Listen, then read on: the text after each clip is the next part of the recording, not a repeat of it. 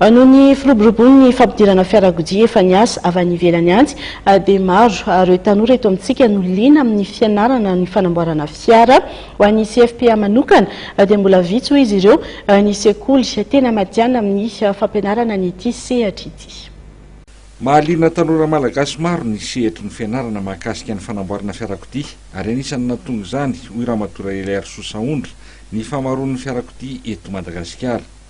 Fantatra ary fa mbola vitsy ihany koa ny sekoly tena matianina amin'ny fampifanana io sehatra azy io ka izany no nahatonga ny CFPA etsy Anosy Andrefana faharoa hanao hetsika sy tolotra manokana ho fanampiana ny tanora malagasy.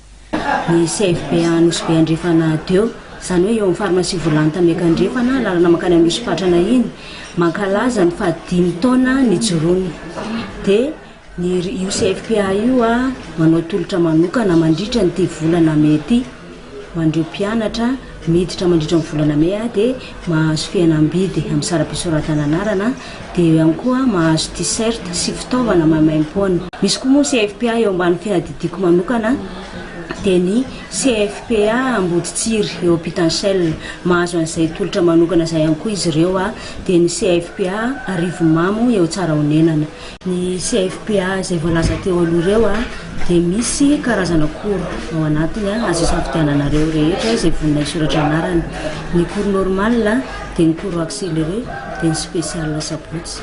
Ny zavatra ianarana amin'ireo izany mitovy ihany dia ny moteur essence, moteur diesel dia ny momban'ny équipement, ny momban'ny transmission dia ny momban'ny mécanique moto sy ny groupe électrogène. Ao anatin'izay koro rehetrarehetra izay dia mampiasa ny boky mécanique daholo ny mpianatra rehetrarehetra tsy maintsy izany mampiasa an'izay boky izay.